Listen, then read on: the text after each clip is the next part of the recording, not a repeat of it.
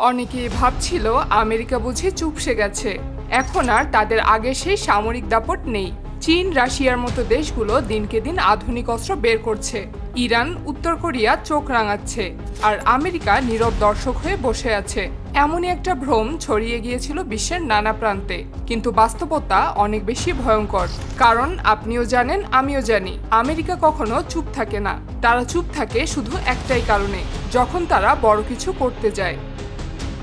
এবার সেই ভয়ঙ্কর কিছুই সামনে এনেছে আমেরিকা, এবং সেটার নাম জুমওয়াল্ট ক্লাস ডেস্ট্রয়ার। এটা কোনো সাধারণ যুদ্ধজাহাজ না, এটা একটা ভাসমান ভূত, সমুদ্রের শিকারী একটা চলন্ত দুর্গ। এটাই পৃথিবীর একমাত্র কোনো যুদ্ধজাহাজ যেটা কোনো রাডারে ধরা পড়ে না। এটা তৈরি হয়েছে বর্তমান পৃথিবীর সবচেয়ে আধুনিক প্রযুক্তি দিয়ে। জানলে অবাক হবেন, অন্যান্য দেশের বিশ্লেষকরা বলে থাকে আমেরিকা এলিয়েনদের কাছ থেকে প্রযুক্তি নিয়ে এই যুদ্ধজাহাজ তৈরি করেছিল। এটা যখন সমুদ্রে নামে তখন কোনো স্যাটেলাইট, কোনো রাডার, এমনকি সমুদ্রে বসানো সেন্সরগুলো পর্যন্ত ঠিক বুঝতে পারে না এটা জাহাজ না অন্য কিছু। কারণ এই জাহাজে এমন টেকনোলজি ব্যবহার করা হয়েছে যেন রাডার এটাকে 10 মিটার লম্বা একটা তিমি মাছ হিসাবে মনে করে, অথচ বাস্তবে এর দৈর্ঘ্য 180 মিটার। এটাকে আমেরিকা সবসময় বের করে না। যখন আমেরিকা চারদিক থেকে চাপে থাকে তখনই কেবল এটাকে বের করে থাকে। চীন প্যাসিফিক ওশানে আধিপত্য বাড়াচ্ছে, রাশিয়া ইউক্রেনে আগ্রাসন চালাচ্ছে, ইরান উত্তর কোরিয়ার পরমাণু কর্মসূচি নিয়ে চিন্তায় পড়ে গেছে পশ্চিমারা। ঠিক এই সময়ে আমেরিকা বের করলো এটা। এই ডেস্ট্রয়ারে আছে এমন সব প্রযুক্তি যা অনেক দেশ কোনোদিন চিন্তাও করতে পারে না। জুমওয়াল্টের সবচেয়ে বড় শক্তি হলো এর অ্যাডভান্সড গান সিস্টেম।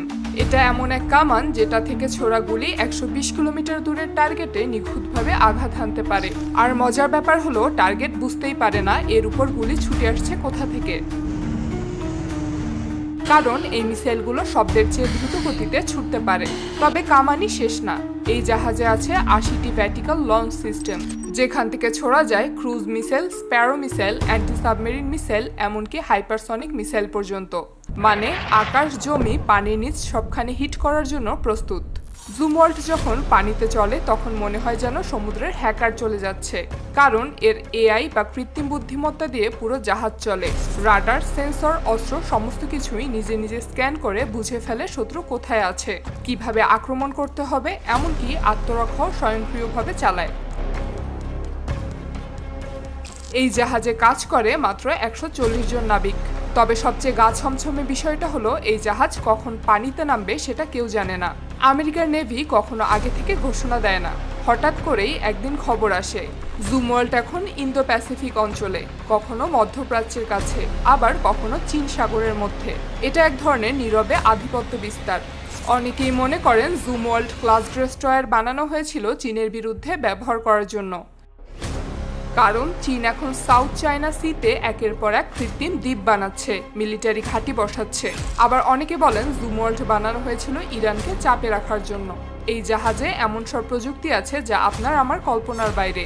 জানা যায় এই জাহাজ পৃথিবীর প্রায় সব ধরনের মিলিটারি সিগন্যাল হ্যাক করতে পারে, এমনকি যুদ্ধের সময় শত্রুর ড্রোন নিয়ন্ত্রণও নিজের হাতে নিতে পারে।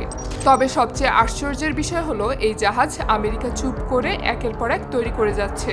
এখন পর্যন্ত 3টি জুমওয়াল্ট ক্লাস ডেস্ট্রয়ার পানিতে নামানো হয়েছে এবং এখনো আরও তৈরি হচ্ছে। তবে এগুলো খুব বেশি প্রকাশ্যে আনা হয় না। তাহলে এটাকে আবার বের করা হলো কেন? কারণ আমেরিকা কখনো চিৎকার করে জানায় না তারা কি করতে যাচ্ছে। তারা কাজ করে নীরবে, কিন্তু সেই কাজের প্রভাব পুরো বিশ্বে পড়ে। জুমওয়াল্ট ঠিক সেই ধরনের অস্ত্র যেটা শুধু শক্তি না, এটা ভয়। এটা একটা বার্তা, আমেরিকা চুপ করে আছে মানেই দুর্বল না, বরং সময় মতো খেলা দেখাবে।